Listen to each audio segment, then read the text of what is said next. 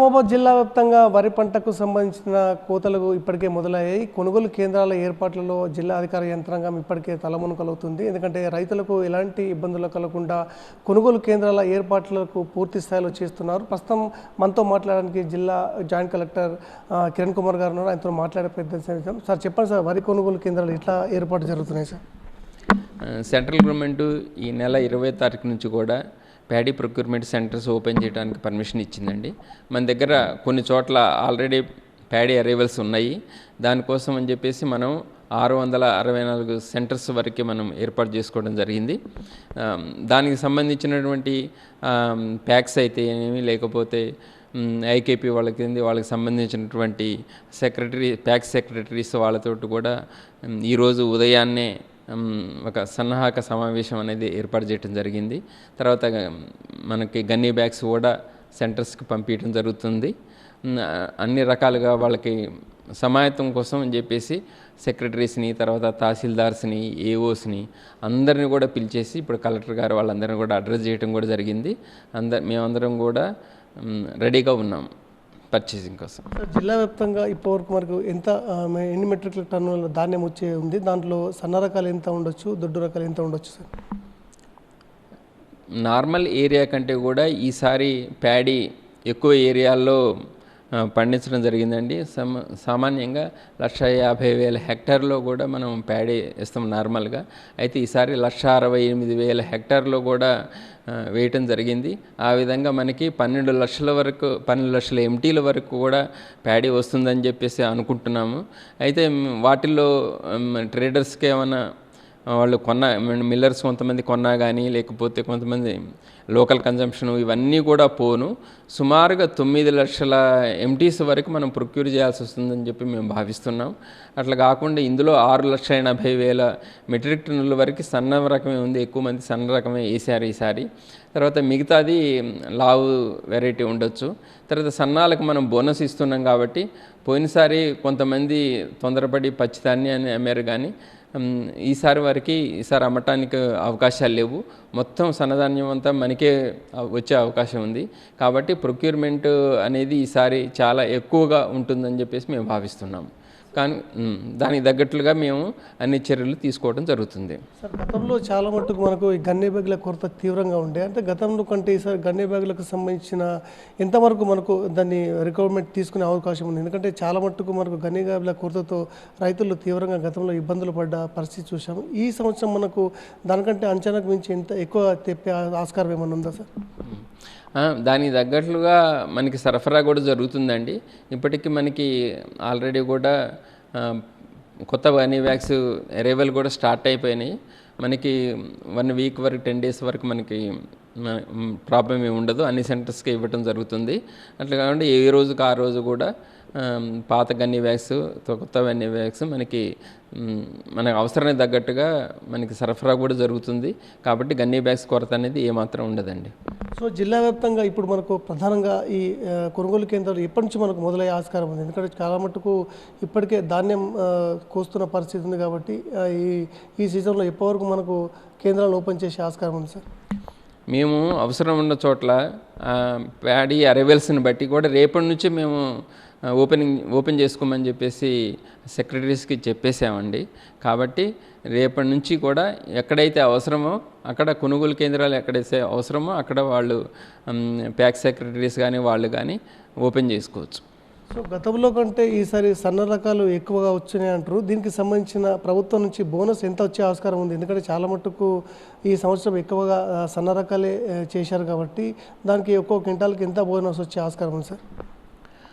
మనకి 500 rupees bonus ఇస్తున్నది కదండి. దాన్ని బట్టి మనం మనం ప్రొక్యూర్ చేసినటువంటి ప్యాడీకి 500 రూపీస్ చొప్పున వాళ్ళకి ఇవ్వటం జరుగుతుంది. కాబట్టి ఈసారి బోనస్ రూపంలో చాలా వరకు ఫార్మర్స్కి అందే అవకాశం ఉంది. జిల్లా వ్యాప్తంగా ఎన్ని సెక్టార్లు ఉన్నాయి సార్? ఇప్పుడు ప్రధానంగా ఈ కొనుగోలు కేంద్రానికి సంబంధించిన సెక్టార్స్ విభజించారు. దీంట్లో ఎంతమంది అధికారులు పాల్గొంటున్నారు? దీంట్లో సొసైటీలు ఎన్ని ఉన్నాయి సార్? మనకి సెక్టార్లని కాదండి, అంటే మనకి ట్రాన్స్పోర్ట్ గురించి సెక్టార్స్ 10 సెక్టార్లుగా విభజించడం జరిగింది. అట్లాగనే కాకుండా కూడా మనము దీనికి ప్రత్యేకంగా ప్రొక్యూర్మెంట్కి అయితే మనం సెక్టార్స్ అని ఏం లేదు. తర్వాత మనం అన్నీ అయితే ఐసిడిఎం ఎండిఎంఎస్ నుంచి అయితే వేరే అయితే మనం ఐకేపీ సెంటర్స్ అయితే ప్యాక్ సెంటర్స్ అయితే వీళ్ళన్నీ కలిపి మొత్తం 664 ఏజెన్సీల వరకు మనం వాళ్ళకి ప్యాడీ ప్రొక్యూర్మెంట్ సెంటర్స్ ఓపెన్ చేయడానికి పర్మిషన్ ఇస్తామండి. సో జిల్లా వ్యాప్తంగా ఉన్న రైతులకు మీరు ఇచ్చే సూచన ఏంటి సార్? ఎందుకంటే దళారులను నమ్మకుండా ఈరోజు ప్రభుత్వమే ఒకవైపు కొనుగోలు కేంద్రాలు ఏర్పాటు చేస్తున్న దిశగా ప్రయత్నాలు చేస్తుంది. ఇలాంటి పరిస్థితుల్లో మీరు ప్రధానంగా రైతులకు ఇచ్చే సూచనలు ఏంటి? రైతులకు ముఖ్యంగా ఇచ్చే సూచన ఏంటంటే ఆ తేమ శాతం కరెక్ట్గా ఉండాలి. కాబట్టి మనం వాళ్ళు ఏంటంటే తేమ శాతం కరెక్ట్గా ఉండాలి. తర్వాత మనం ఎఫ్ఏక్యూ ప్రకారం మనం కనుక ప్యాడీ ఇచ్చినట్లుంటే మనకి రైస్ మిల్లర్ దగ్గర కూడా ఏ విధమైన ఇబ్బంది ఉండదు. వాళ్ళు ఏమైనా ఇబ్బంది పెట్టినా కూడా మనం యాక్షన్ తీసుకోవచ్చు. కాబట్టి మనం ఇచ్చే ప్యాడీ వరకు ఎఫ్ఏక్యూ ప్రకారం మనం ఇవ్వటం జరిగితే మనము రైస్ మిల్లర్ నుంచి కూడా ఏ విధమైన ఇబ్బంది లేకుండా మేము యాక్షన్ తీసుకోవడం జరుగుతుంది. కాబట్టి మంచి ప్యాడీని అంటే ఏ విధమైనటువంటిది లేకుండా తాలు కానీ లేకుండా కూడా మనం వాళ్ళు ప్యాడీని తీసుకొచ్చినటువంటి ప్రొక్యూర్మెంట్ సెంటర్స్కి మనం ఎమ్మటే వాటికి కూడా తేమ శాతం రాగానే వాటిని తీసుకోవటం ప్రొక్యూర్మెంట్ చేయడం జరుగుతుంది. ఆ విధంగా మిల్లర్స్ దగ్గర నుంచి కూడా మనం ఇమీడియట్గా పేమెంట్కి కూడా మనకి ఏ విధమైన ఆటంకాలు లేకుండా ఇమీడియట్గా పేమెంట్ అందేటట్లు కూడా చూస్తాం. కాబట్టి వాళ్ళు ఆ విధంగా వాళ్ళు యాక్షన్ తీసుకోవాలి. తర్వాత హార్వెస్టింగ్ చేసేటప్పుడు కూడా వాళ్ళు హార్వెస్టింగ్ మెషిన్కి వాళ్ళు ఆర్పిఎం ఉంటుంది. దానికి 19 to 20 ఆర్పిఎం పెడితే ప్యాడీలో ఉన్నటువంటి తాలు అటువంటివి ఏమైనా ఉన్నట్టుంటే కనుక అవి పోతాయి. కాబట్టి కొంచెం మంచి ప్యాడీ రావడానికి అవకాశం ఉంటుంది, ఎఫ్ఏక్యూ ప్యాడీ. అటువంటి ప్యాడీ మీరు తెచ్చారనుకోండి, మనం ఇమ్మీడియట్గా వాటిని తీసుకోవడం జరుగుతుంది. వాటి వల్ల తేమ శాతం కూడా మంచిగా రావడానికి అవకాశం ఉంటుంది. కాబట్టి హార్వెస్టింగ్ యంత్రాలను కూడా వాళ్ళు ఉపయోగించేటప్పుడు మంచిగా సరైన హార్వెస్టింగ్ అంటే మంచిగా సరిగా డ్రై అయిన తర్వాత సరైన తేమ ఉన్నప్పుడే వాటిని హార్వెస్ట్ చేయటం, అంటే ముందు కాకుండా. అదేవిధంగా సరైన ఆర్పిఎంని వాటికి పెట్టడం, మెషిన్కి చేయటం వల్ల కూడా ఆర్పిఎంలో మెషిన్ రొటేట్ కావటం వల్ల కూడా మనకి సరైనటువంటి ధాన్యం వస్తుండటం వల్ల మీరు అటువంటి ధాన్యాన్ని కనుక మీరు సెంటర్కి తీసుకొచ్చినట్టుంటే మనకి ఏ విధమైన ఇబ్బందులు లేకుండా వాళ్ళకి పేమెంట్ కూడా తొందరగా అయ్యేటట్లు మనం చూడటానికి అవకాశం ఉంటుంది. సో మీరు చెప్పిన విధంగా ఈరోజు మనకు సుమారు 12 లక్షల మెట్రిక్ టన్నుల ధాన్యం మీరు సేకరించాలని చెప్పేసి లక్ష్యం పెట్టుకున్నారు. దీంట్లో భాగంగా రైస్ మిల్ల నుంచి మనకు ఎట్లాంటి సపోర్ట్ ఉంది? వాళ్ళు గతంలో చాలా ఇబ్బందులు పడ్డారు కాబట్టి వాళ్ళ నుంచి మనకు ఎట్లాంటి సహకారం అందించే ఆస్కారం ఉండొచ్చు సార్? నేను ఈసారి వరకే రైతులు అంటే రైస్ మిల్లర్ నుంచి అయితే ఏ విధమైన ఇబ్బంది ఉంటుంది అనుకోలేదండి. మనకి లాస్ట్ టైం ప్రాబ్లం ఏమి వచ్చిందంటే వాళ్ళ దగ్గర నుంచి బ్యాంక్ గ్యారంటీ తీసుకోవాల్సి వచ్చింది.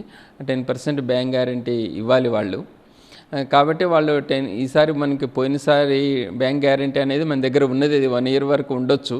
కాబట్టి ఒకవేళ వాళ్ళు కనుక ఇంకా బ్యాంక్ గ్యారంటీ కావాల్సింది కనుక తొందరగా బ్యాంక్ గ్యారంటీ వాళ్ళు ఇచ్చినట్టు ఉంటే వాళ్ళకి మనం రైస్ అలాట్మెంట్ చేయడం జరుగుతుంది. లేకపోతే మన దగ్గర ఉన్న దాన్ని బట్టి అయినా రైస్ అలాట్మెంట్ చేస్తాము. కాబట్టి రైస్ అలాట్మెంట్ చేస్తాము, వాళ్ళు కూడా తీసుకుంటారు. వాళ్ళకు కూడా స్పేస్ ప్రాబ్లం అనేది కూడా మేము ఉండదని అనుకుంటున్నాం. మేము 12 లక్షలు అనేది మేము అరైవల్స్ అనుకుంటున్నాం, అంతేగాని మేము ప్రొక్యూర్మెంట్ అనుకోవట్లేదు. ప్రొక్యూర్మెంట్ 7 లక్షల నుంచి 9 లక్షల వరకు ఉండొచ్చు. దానికి తగ్గట్లుగా రైస్ మిల్లర్లు కూడా 256 వరకు మనకి రైస్ మిల్లర్లు ఉన్నారు. తర్వాత బాయిల్డ్ మిల్లర్స్ ఉన్నారు. తర్వాత రా మిల్లర్స్ ఉన్నారు. కాబట్టి మనకి ఏ విధమైనటువంటి ఇబ్బంది లేదు. వాళ్ళకి మిల్లింగ్ కెపాసిటీ కూడా సరిపోను ఉంది. ఒకవేళ మిల్లింగ్ కెపాసిటీకి మించి ఉన్నా కూడా మనం 2 times ఇవ్వడానికి అవకాశం ఉంది. వాళ్ళు కనుక ఆ విధంగా అలాట్మెంట్ చేసుకుంటూ పోతాం.